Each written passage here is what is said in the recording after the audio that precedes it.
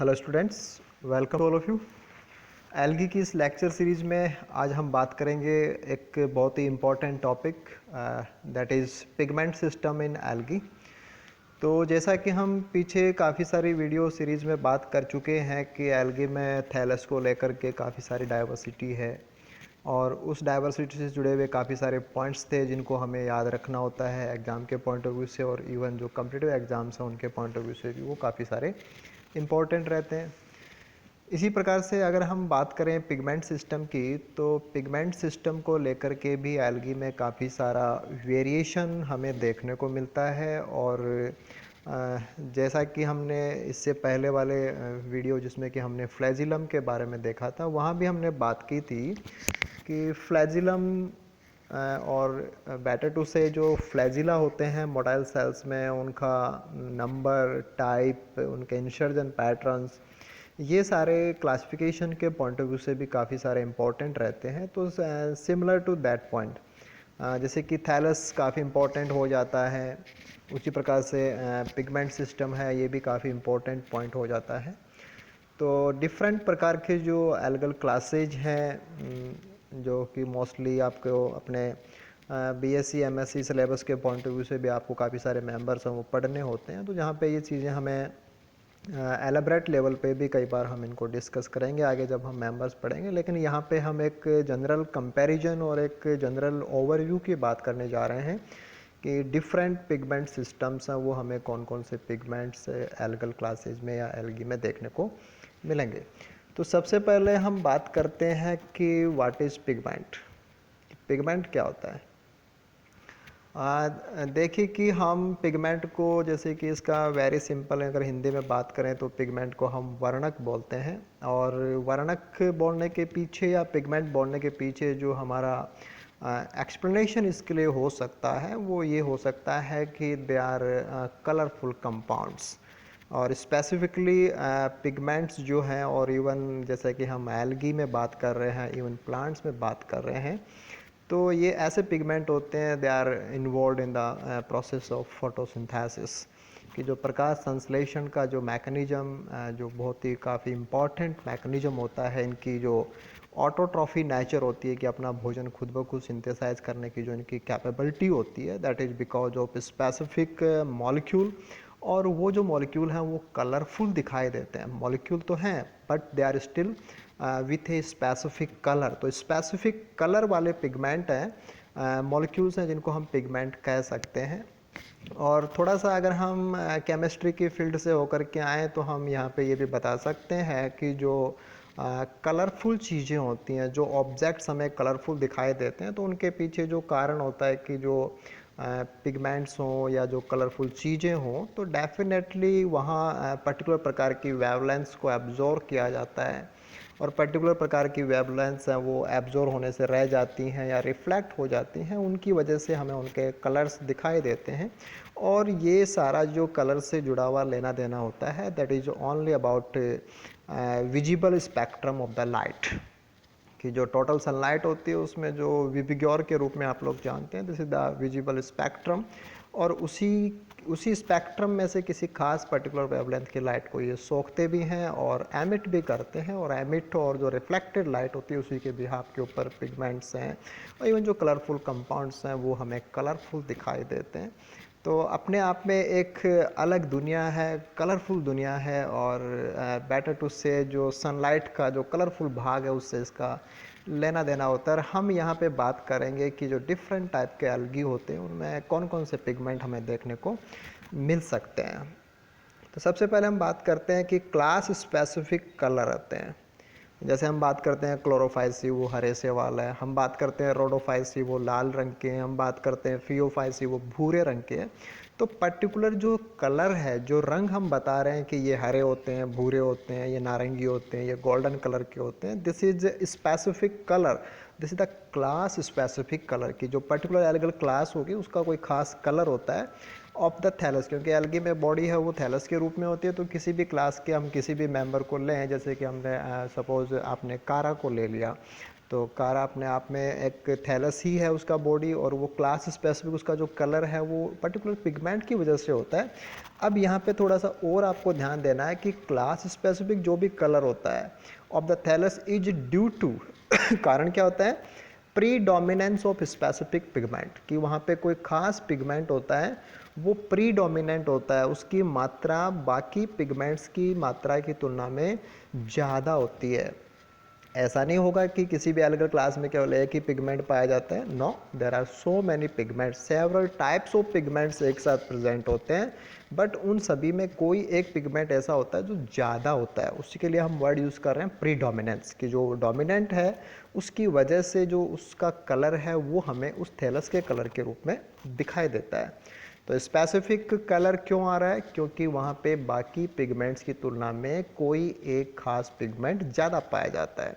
और आगे फिर वही बात लिखी है कि used as primary character for classification, कि जो स्पेसिफिक कलर इनका जो आता है कि किसी खास जो डोमिनेंट पिगमेंट है, जो एक्सेस अमाउंट के अंदर पिगमेंट मिल रहा है उसकी वजह से जो कलर है, दैट कलर और जो थैलस की जो मॉर्फोलॉजी में हमें दिखाई देता है, हमें बाहर से देखने पे पता लग जाता है कि ये लाल हैं, भूरे हैं, ये और किसी नारंगी रंग के हैं या किसी और दूसरे कलर के हैं। तो जो मॉर्फोलॉजिकल फीचर्स हैं पिगमेंटेशन की वजह से, कलरेशन की वजह से, दे आर स्टिल यूजफुल, कि वो जैसे हमने फ्लैजिला को बात की थी कि वो भी प्रिलिमिनरी करैक्टर्स के रूप में काउंट किए जाते हैं क्लासिफिकेशन के लिए। सिमिलरली हम यहाँ पे हम बात कर सकते हैं कि जो पिगमेंट सिस्टम है और पिगमेंटेशन जो आता है और थैलस का जो खास कलर होता है, this is again useful for the primary characters for classification, कि तो डिफरेंट प्रकार के जो एल्गल मेंबर्स हैं उनको क्लासीफाई करने के लिए हम उनके थैलस का जो पिगमेंटेशन है और स्पेसिफिक जो कलरेशन है उसको हम एज ए करैक्टर इस्तेमाल करते हैं। यानी कि ये चीज़ें टैक्सोनॉमी के पॉइंट ऑफ व्यू से या क्लासिफिकेशन के पॉइंट ऑफ व्यू से काफ़ी सारी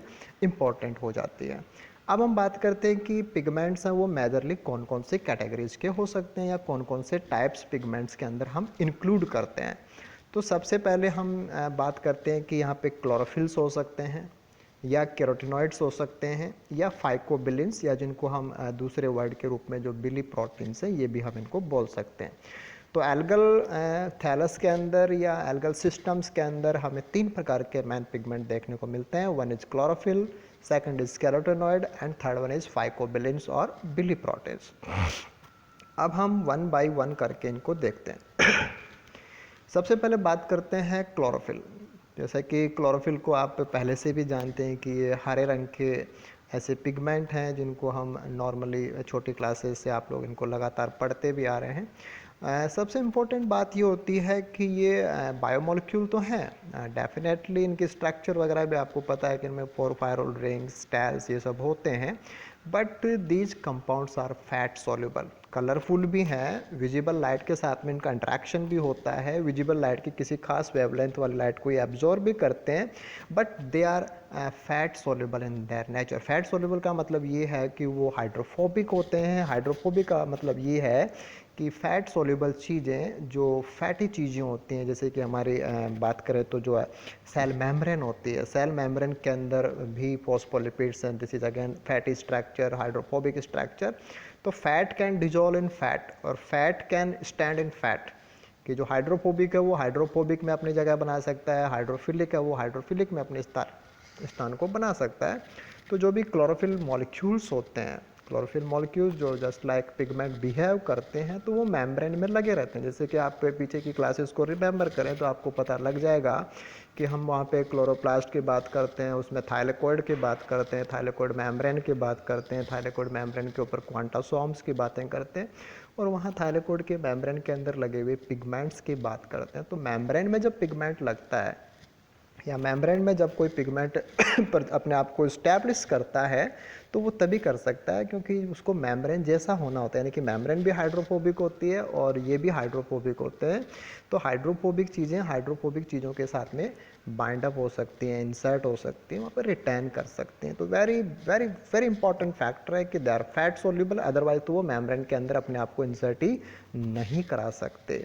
तो हाइड्रोफोबिक होते हैं, आप ऐसे भी बोल सकते हैं, दे आर फैट सोल्यूबल, आप ऐसे भी बोल सकते हैं। इसके बाद में अगर हम बात करें तो एल्गी के अंदर हमें 5 प्रकार के क्लोरोफिल देखने को मिलेंगे। Chlorophyll A, B, C, D and E types. तो 5 टाइप्स हमें मिलेंगी और ये जो पांचों टाइप्स हैं, इन्हीं टाइप्स को आपको इतना अच्छे से क्लियर करना होता है क्योंकि बहुत सारी जो शॉर्ट क्वेश्चंस होते हैं, मल्टीपल चॉइस क्वेश्चंस होते हैं, वो इन्हीं के कंपैरेटिव और इनका जो कलेक्टिव डिस्ट्रीब्यूशन होता है डिफरेंट डिफरेंट क्लासेस के अकॉर्डिंग, वो काफ़ी ज़्यादा क्वेश्चनिंग के पॉइंट ऑफ व्यू से काफ़ी इंटरेस्टिंग भी हो जाता है और इम्पोर्टेंट भी होता है। तो ये सब आगे हम देखने जाएंगे, इसी वीडियो में हम बात करेंगे आगे। देन आपको एक चीज़ ध्यान रखनी है कि क्लोरोफिल ए एक ऐसा हमारे पास पिगमेंट रहेगा that is present universally in all algal classes, कि जितनी भी एल्गी की क्लासेज होंगी सभी क्लासेस के अंदर हमें क्लोरोफिल ए ज़रूर मिलेगा। यानी कि चाहे हम साइनोफाइसी की बात करें, चाहे रोडोफाइसी की बात करें, या बेसिलेरियोफाइसी की बात करें, पायरोफाइसी की बात करें, इवन हम किसी भी क्लास की बात करें, all classes will have a certain pigment that is universal in their existence, that is a chlorophyll A molecule। तो क्लोरोफिल ए आपको हर एक एल्गल क्लास में देखने को मिलेगा। जिसके बाद में हम बात करते हैं कि दूसरे पिगमेंट के रूप में हमारे पास कैरोटिनॉइड्स हो सकते हैं। तो carotenoids are again fat soluble but they are yellow in colour. Chlorophylls हैं, they are green in colour, but carotenoids हैं, they are yellow in colour. This is again categorise into 3 category में हम इनको divide कर सकते हैं। जैसे chlorophyll हमारे पास 5 प्रकार के थे एल्गी के अंदर, उसी प्रकार से यहाँ पे कैरोटिनॉइड्स हैं वो 3 प्रकार के हो सकते हैं। या तो हम वो उसको कैरोटीन्स के रूप में देखेंगे कि या तो वो कैरोटीन्स के रूप में प्रेजेंट होते हैं। तो कैरोटीन भी अपने आप में फैट सॉल्युबल अनसैचुरेटेड हाइड्रोकार्बन्स है, लॉन्ग चेन हाइड्रोकार्बन्स हैं जो अनसैचुरेटेड है, यानी कि उनमें डबल बॉन्ड्स प्रेजेंट होते हैं। देन आफ्टर जैंथोफिल्स हो सकते हैं। जैंथोफिल्स कैरोटीन्स के ऑक्सीजन डेरिवेटिव्स होते हैं। इसी प्रकार से उनके जो एसिडिक डेरिवेटिव्स होते हैं they are called as carotenoid acids. तो या तो वो कैरोटीन के रूप में मिलेंगे, या जैंथोफिल्स के रूप में मिलेंगे, या वो कैरोटिनॉइड एसिड्स के रूप में हमें देखने को मिलेंगे। But they are member or they are belonging to the specific group and that group is called as carotenoids. तो जैसे क्लोरोफिल एक ग्रुप है पिगमेंट का, उसी प्रकार से कैरोटिनॉइड्स भी एक ग्रुप है पिगमेंट्स का। इसके बाद में तीसरा इंपॉर्टेंट पार्ट जो होता है दैट आर फाइकोबिलिन्स की, या तो वो कैरोटीन्स होंगे या वो क्लोरोफिल्स होंगे। अगर इनमें दोनों में से कोई सा नहीं है तो डेफिनेटली जो तीसरे प्रकार के पिगमेंट आपको एल्गियल क्लासेज में देखने को मिलेंगे दे विल बी फाइकोबिलिन्स, और उनको हम बिली प्रोटीन्स भी बोल देते हैं। ये थोड़े से अलग हैं। अलग क्यों है? बिकॉज उनका नेचर डिफरेंट है। कैरोटिनॉइड्स फैट सोल्यूबल हैं, क्लोरोफिल फैट सोल्यूबल है, but phycobilins and biliproteins they are water soluble pigments. तो जो कलरेशन है डिफरेंट कलर्स के हो सकते हैं। जैसे कि मैनली हम एल्गी की बात करें तो वहाँ पर रोडोफाइसी के अंदर जो रेड कलर आता है this is specific type of phycobilin that are called as phycoerythrins. उसी प्रकार से जब हम साइनोबैक्टीरिया की बात करेंगे जिनको हम नील हरित शैवाल बोलते हैं, तो वहाँ पे जो ब्लू कलर आता है, जो ब्लूइश कलर जो होता है, जो नीलापन जो आता है थैलस का, that is due to the presence of specific phycobilin और biliprotein that is called as phycocyanin. तो रेड कलर के लिए फाइकोरिथ्रिन जिम्मेदार होता है, ब्लू कलर के लिए फाइकोसाइनिन जिम्मेदार होता है। Both the pigments, one is phycoerythrin और दूसरा है phycocyanin, they are belonging to the group phycobilins. और फाइकोबिलेंस को हम क्या बोल सकते हैं? बिली प्रोटीन्स भी बोल सकते हैं। They are water soluble. Difference क्या है? बहुत सारे फैट सोलेबल थे और ये वाले वाटर सोल्यूबल होते हैं। तो ये तो बातें हमने की कि कौन कौन से पिगमेंट्स हैं वो हमारे पास एल्गल क्लासेज में देखने को मिल सकते हैं। अब हम बात करेंगे कि जो मैन एल्गल डिविजन्स हैं, जो क्लासिफिकेशन, हम आगे एक एल्गल क्लासिफिकेशन डिस्कस करेंगे, उसमें फिर हम अलग अलग साइंटिस्ट के द्वारा जो प्रपोज क्लासिफिकेशंस हैं उनकी भी डिटेल में बातें करेंगे। तो डिफरेंट जो एल्गल क्लासेज है उनको एल्गल डिविजन्स के रूप में भी हम कई बार डिनोट करते हैं, और उन्हीं डिफरेंट एल्गल डिविजन्स के अंदर मैन पिगमेंट कौन कौन से होते हैं, या स्पेसिफिक उनके जो डिवीजन स्पेसिफिक जो पिगमेंट्स का जो कंपोजिशन होता है कि थैलस में कौन से पिगमेंट मिलेंगे, उनको हम वन बाय वन करके देखते हैं। सबसे पहले हम बात करते हैं क्लोरोफाइटा। क्लोरोफाइटा के लिए अगर हम देखें तो जैसे कि आपने वॉलवॉक्स की बातें की हैं, क्लेमाइडोमोनास की बातें की हैं, ऐसे बहुत सारे मेंबर्स हम क्लोरोफाइसी के अंदर जब देखेंगे, जैसे उडोगोनियन की बातें भी आपने पिछले लेक्चर्स में आपने समझा है। तो they all belonging to the green algae, और ग्रीन एल्गी के लिए डिवीजन का वर्ड होता है क्लोरोफाइटा।